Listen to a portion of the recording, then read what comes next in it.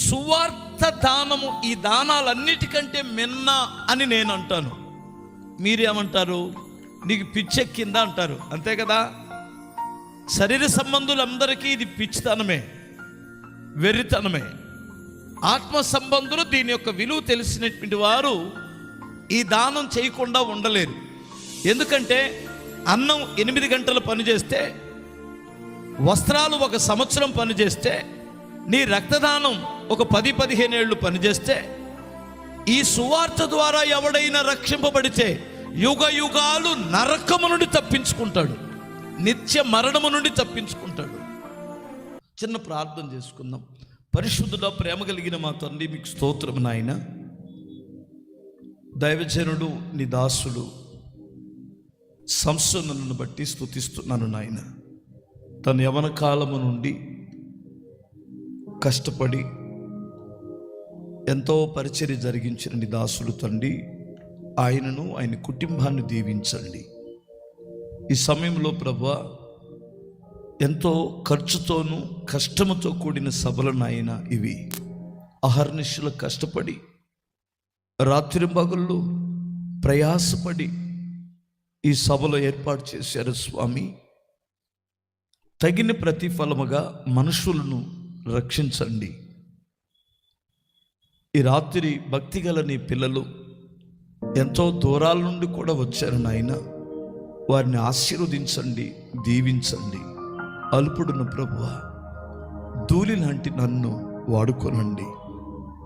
కృపతోనూ పరిశుద్ధాత్మతో నింపి బలపరచుమని, కృపచేత మాట్లాడమని యేసు నామమును అడుగుచున్నాను తండ్రి. ఆమేన్, ఆమేన్. అమ్మింగ్ వస్తుంది, క్లియర్గా ఉండాలన్నమాట. హల్లెలూయా చెప్పండి ఒకసారి. నిండు వందనాలన్నా. మీ అందరికీ వందనాలు బ్రదర్. వాస్తవంగా నేను ఈ పబ్లిసిటీ చూసి ఆశ్చర్యపోయాను. ఎక్కడ చూసినా అన్న పోస్టర్లు వేసేసారు. ఎన్ని రాత్రులు కష్టపడ్డారో పిల్లలు తెలియదు. శక్తి వంచన లేకుండా ఫ్లెక్సీలు కట్టారు. దానికి ఎంత ఖర్చు అయిందో నాకు బాగా తెలుసు. ఇది దొరల సొమ్ము కాదు. దేవుని పిల్లలు ఇచ్చిన రూపాయికి రూపాయి జాగ్రత్తగా కూడగట్టి, రూపాయలు ఒడిసిపట్టి, పోగు చేసి పెడుతున్న పరిచర్య. ఎందుకు ఈ భారం? ఎందుకు ఈ కష్టాలు? ఎందుకు? మీకు సహజంగా కొన్ని విషయాలు మీకు తెలుసు. అన్నదానం చేసినటువంటి వాడిని చూసి అన్ని దానముల కంటే అన్నదానం మిన్న అనే మాట మీరు విన్నారు. అన్నదానం మిన్న అని అంటే మంచిదే. ఈ శరీరానికి ఆకలైన వాడికి అంత అన్నం పెట్టడం మంచిదే, నేను కాదనను. మా చర్చిలో కూడా నేను ఒకటే చెప్పాను. నేను చర్చి దగ్గర ఉన్నా లేకపోయినా 365 రోజులు టిఫిన్ టయానికి ఎవరైనా వస్తే టిఫిన్ పెట్టేయండి. మధ్యాహ్నం భోజనం టయానికి వస్తే ఆకలైనటువంటి వాడికి అన్నం పెట్టేసేయండి. సాయంత్రం భోజనానికి వస్తే అంత ముద్ద అన్నం పెట్టి పంపించేయండి. మనుషుడు ఇంక అంతకంటే ఏమీ ఆశించడు. అందుకనే మా చర్చి దగ్గర వాళ్ళ అన్యులైనా క్రైస్తవులైనా భోజన టయానికి వస్తే అంత ముద్ద అన్నం దొరికిద్ది. ఆ అన్నం 8 గంటల కంటే ఎక్కువ పనిచేయదు. తర్వాత పోయిద్ది. ఆ శక్తి మరలా కావాలి మనకి. 8 గంటలు కూడా ఉండదు. బాగా తినగలిగినటువంటి వాడికి 3-4 గంటల్లోనే పోయిద్ది. అన్ని దానముల కంటే వస్త్రదానం మిన్న అంటాడు. వస్త్రాలు లేనటువంటి వాడికి వస్త్రాలు ఇవ్వడం మంచిదే. మహా అంటే 1 సంవత్సరం కడతావు, చిరిగిపోతాయి. ఇంకొకరు అంటారు అన్ని దానాల కంటే రక్తదానం మిన్న కదా అంటారు. నిజమే. రక్తదానం నువ్వు చేస్తే ఒక 10-15 ఏళ్ళు ఆ మనుషుడికి బ్రతకొచ్చు. బైపాస్ సర్జరీ ఒక వ్యక్తికి జరిగితే, గుండెకి సంబంధించింది, డాక్టరు ఇటు జాగ్రత్తగా ఎదవేశాలు వేయకుండా మరలా మందు సిగరెట్ తాకపోతే 15 సంవత్సరాలు ఇతనికి గ్యారంటీ ఇస్తామంటారు. అంతే కదండి? అంతేగా నిర్వహిస్తాడా? ఎవడో 15, అది ఈడు ఎక్స్ట్రాలు చేయకుండా ఉండాలా. నెల జాగ్రత్తగా మందులు ఆడుకోవాలి, లేదంటే మంచి ఫుడ్ తినాలి, మందు తాగకూడదు, ఎదవేశాలు ఏమి వేయకుండా ఉంటే 15 ఏళ్ళు బ్రతికిపోతాడు, లేదంటే మధ్యలో పోతాడు. అలాగే ఎజ్కియాకు కూడా 15 ఏళ్ళే ఇచ్చాడు దేవుడు. అది లైఫ్. ఎవరికైనా లైఫ్ పడిందంటే ఎన్ని సంవత్సరాలు పడింది? 15 ఏళ్ళే, అంతే కదా. నువ్వు రక్తదానం చేస్తే 15 ఏళ్ళు బ్రతికిస్తావు, మర్రవాడు పోతాడు కదా. కానీ సువార్త దానము ఈ దానాలన్నిటికంటే మిన్న అని నేను అంటాను. మీరేమంటారు? నీకు పిచ్చెక్కిందా అంటారు, అంతే కదా. శరీర సంబంధులందరికీ ఇది పిచ్చితనమే, వెర్రితనమే. ఆత్మ సంబంధులు దీని యొక్క విలువ తెలిసినటువంటి వారు ఈ దానం చేయకుండా ఉండలేరు.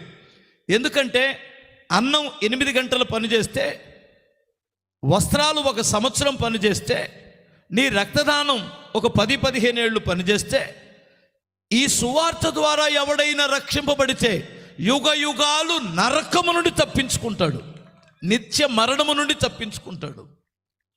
అందుకని తిట్లు తిన్నా,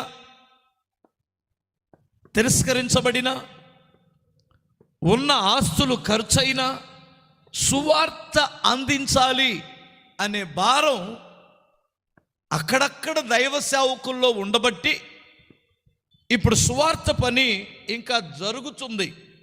ఈ సేవకుల యొక్క హస్తాలు బలపరిచే త్యాగమూర్తులు ఉంటారు, వాళ్ళు కనపడరు, వాళ్ళు మాటుగాండ్రు. స్తోత్రం చెప్పాలి. వాళ్ళు మాటుగాండ్రు, పునాదిలో రాళ్ళు కనపడవు కదా పైకి. అలాగే సేవకులు హస్తాలు బలపరుస్తూ, అన్నా మీ వెనక మేము ఉన్నాం, నువ్వు సభలు జరిపించండి, మా గొప్పిలు విప్పుతాం, మా శ్రమదానం దేవుని కొరకు చేస్తాం, రాత్రింబగులు కష్టపడతామనే ఆ పరోక్ష సేవకులు ఉన్నారే, వారు ఉన్నారు కాబట్టి మా బోటి వాళ్ళు సేవ చేస్తున్నాం. మీరేమంటారు? చూస్తానంటారు అలాగే? హల్లెలూయా. మంచిది. చూడండి, చక్కగా మీకు మహారాజుల్లాగా, మహామహారాణుల్లాగా కుర్చీల్లో కూర్చొని చక్కగా, ఎంత చక్కగా చల్లటి గాలి, ఆహాహా, మిమ్మల్ని చూస్తుంటే ఆ దేవదూతలకు కూడా అసూయ వస్తుంది. వాళ్ళకి లేదు, పరలోకంలో మీలాంటి కుర్చీలు నాకు తెలిసి ఏమి ఉండవు. స్తోత్రం చెప్పాలి. హల్లెలూయా. వాళ్ళకు కూడా అసూయ వస్తుంది, చల్లటి గాలికి వెళ్ళి కూర్చొని చక్కగా దేవుని మాటలు వింటున్నారు, మాకు లేదు ఈ భాగ్యమని. మంచిది. నేను ఈ రాత్రి మీకు తెలియని విషయాలేమి నేను చెప్పను, మీకు తెలిసిన విషయాలే 4 మాటలు, కొన్ని మాటలు మీకు చెప్పేసి నా దారిని నేను వెళ్ళిపోతాను. ఏమంటారు? హల్లెలూయా. మీకు తెలియని విషయాలు నేను చెప్పను, తెలిసిన వాటినే మీకు చెబుతాను. ఎందుకంటే అన్న కూడా మంచి వర్తమానికులేనా, మంచి ప్రసంగికుడు. మరి వాస్తవంగా యేసు రమ్మనుచున్నాడనే మినిస్ట్రీస్లో ఈ ఏం పండుగలు ఇవి, పర్ణశాలల పండుగలు ఫస్ట్ నాబోటోని నన్నే పిలిచారేమో, అంతకుముందు ఎవరైనా వచ్చారో రాలేదో నాకు తెలియదు. స్తోత్రం చెప్పాలి. హల్లెలూయా. అన్నే చెబుతాడు కదా వర్తమానాలు, మీరే కదా చెబుతారు. మరి ఎందుకో ఆయనకి పిలవాలనిపించింది, నన్ను పిలవకు నన్ను పిలిచాడు. ఎందుకంటే నేనేమో నా బిడ్డలారా దేవుడు మిమ్మల్ని ఆశీర్వదించబోతున్నాడు అని చెప్పే రకం కాదు మంది. అర్థమవుతుందా? మరి నన్ను ఎందుకు పిలిచాడో నాకు అర్థం కావట్లేదు. నేను మరి కొంచెం కఠినంగానే చెప్పాల్సి వస్తుందన్నా, పర్వాలేదంటారా? హల్లెలూయా. బిగ్గరగా స్తోత్రం చెప్పండి. మంచిది. నేను కూడా చాలాసార్లు అసలు తిట్టకుండా వాక్యం చెబుదాం అనుకుంటాను. అబ్బాయి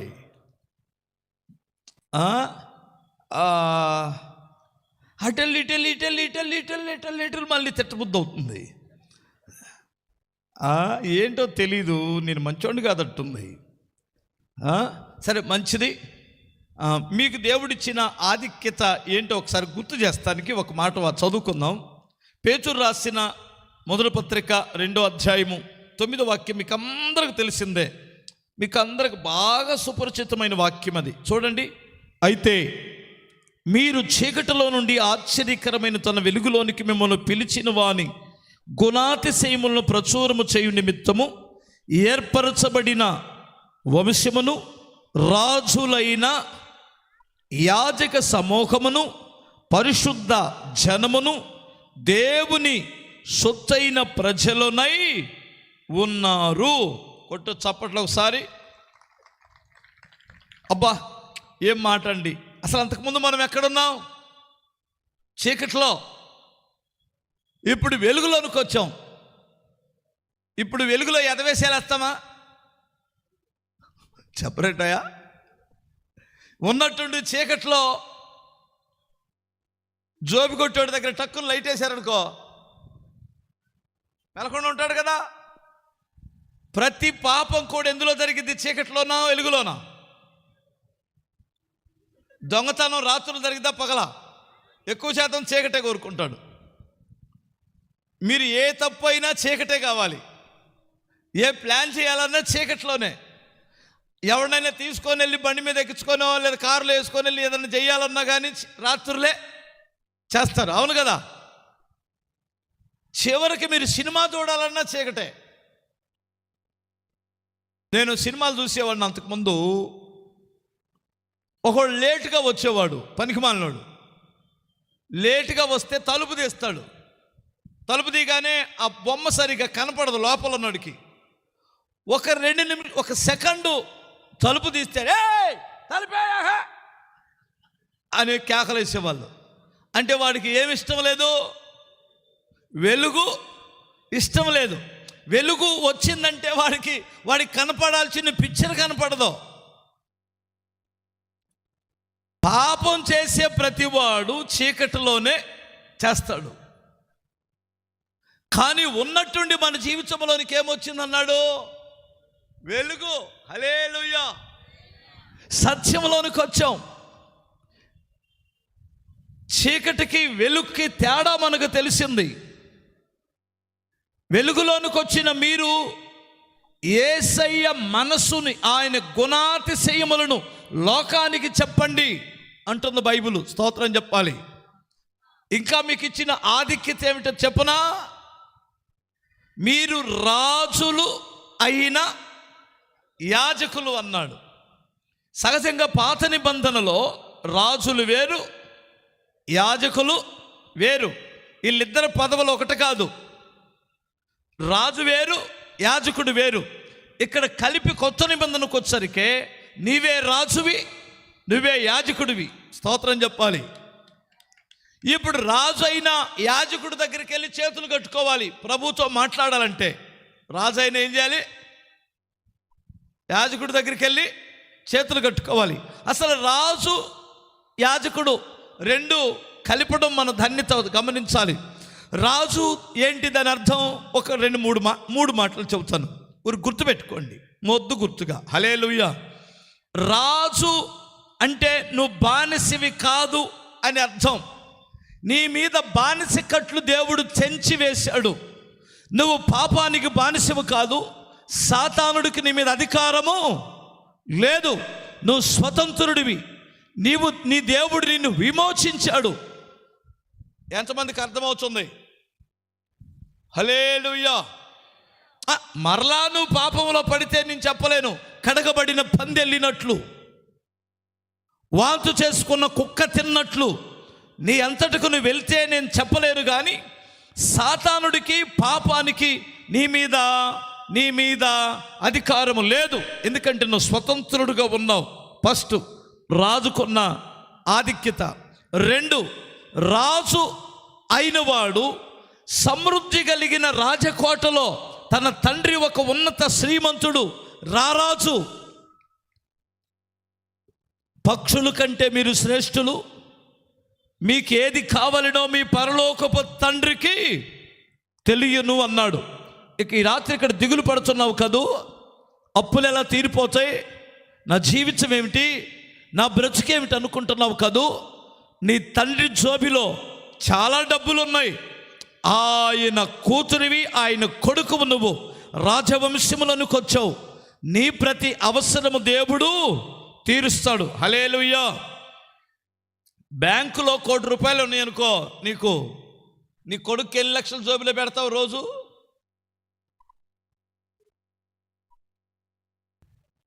నీ కొడుకు వయసు ఎంత?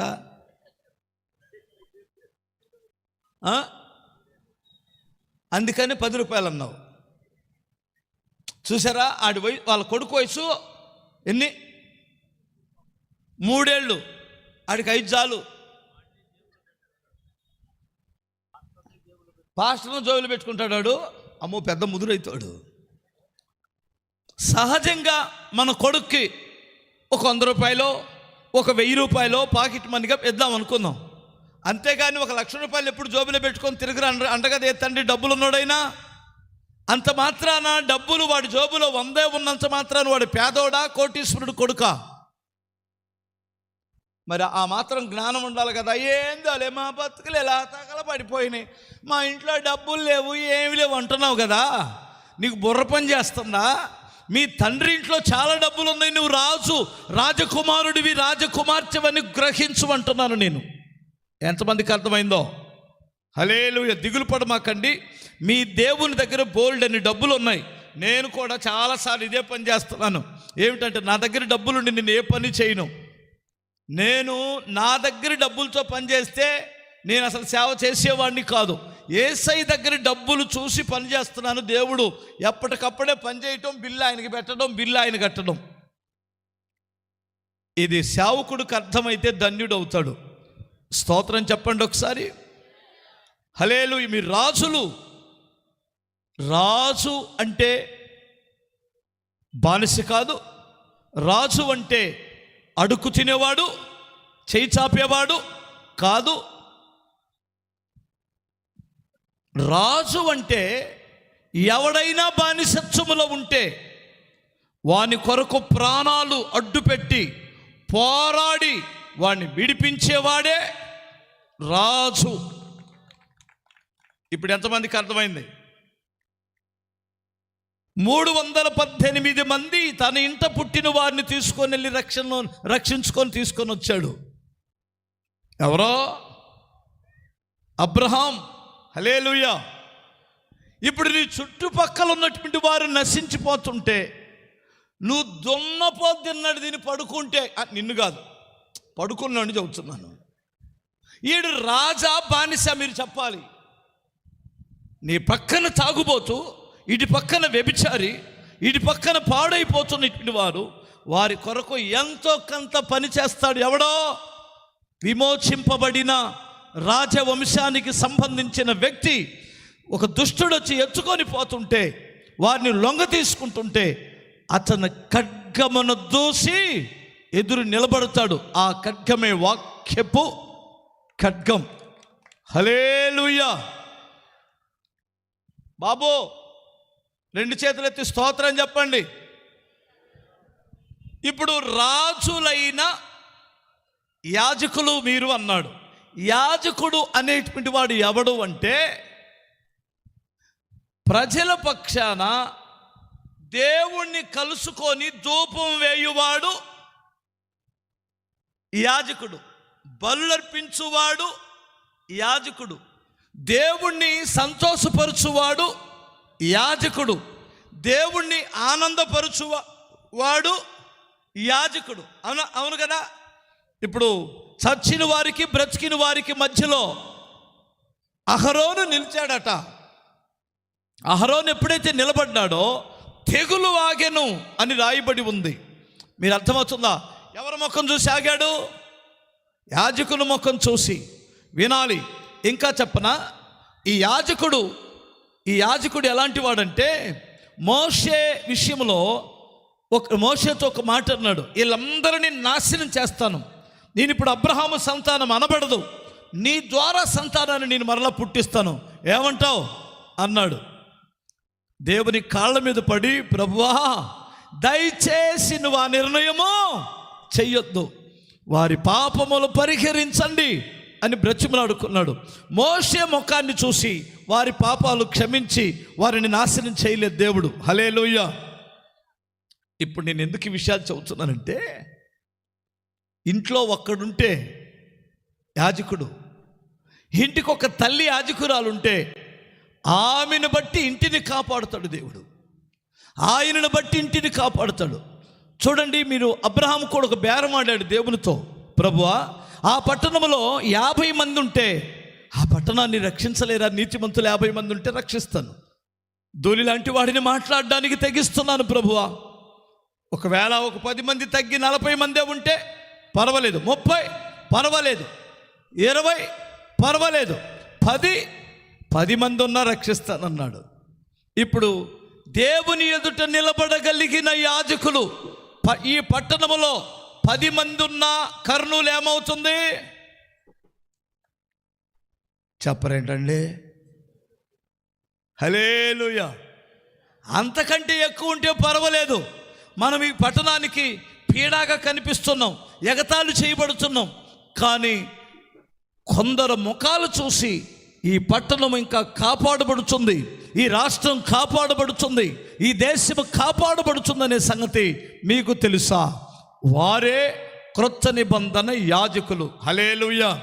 ఇంతకీ మనము యాజకులమేనా? యాజకులు అంటే పాస్టర్లైనా? అందరా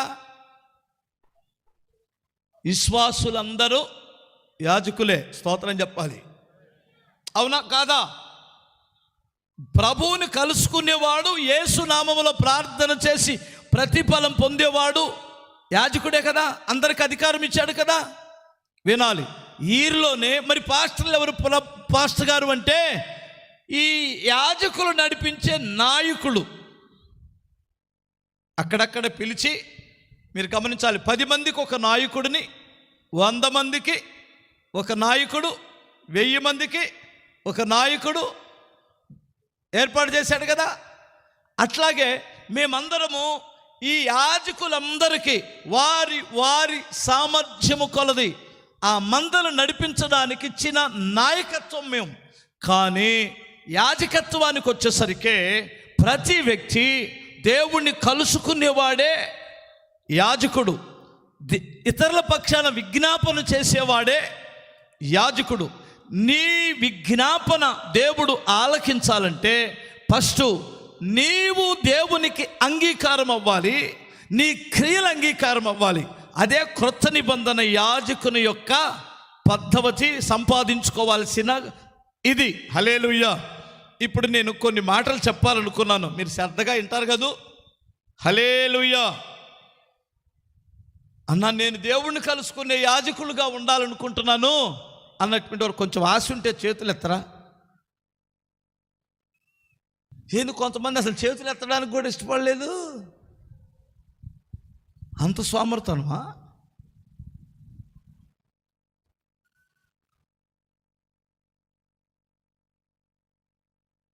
వృద్ధాప్య పెన్షన్లు వస్తున్నాయి, ఇక్కడ వస్తున్నాయి కదా. ఎదవరాళ్ళకే వస్తారు కదా, వికలాంగులకి,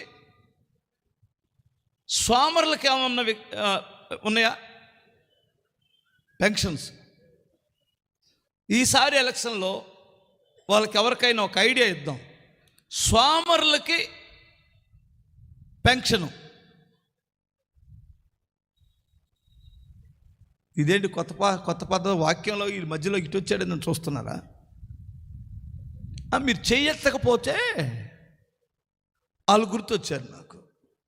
ఇలాగ ఒక పట్టణంలో కలెక్టర్ గారు, కమిషనర్ గారు వీళ్ళందరూ కలిసి స్వామరులకు ఏదైనా సహాయం చేద్దాం, ఈ సంక్షేమ పథకాల్లో వారికి కూడా ఏదైనా కేటాయిద్దామని నిర్ణయం చేసి స్వామర పోతులకి, స్వామర అక్కలకి, స్వామరి అన్నలకి పెన్షన్ ఇద్దాం, వారికి పిలుపునివ్వండి అని ప్రత్యేకంగా బ్యానర్లు కట్టి స్వామర పోతులందరూ గ్రౌండ్కి రండి అని లారీలు, బస్సులు పంపించారట ఉచితంగానే. ఇదేం గ్రౌండు?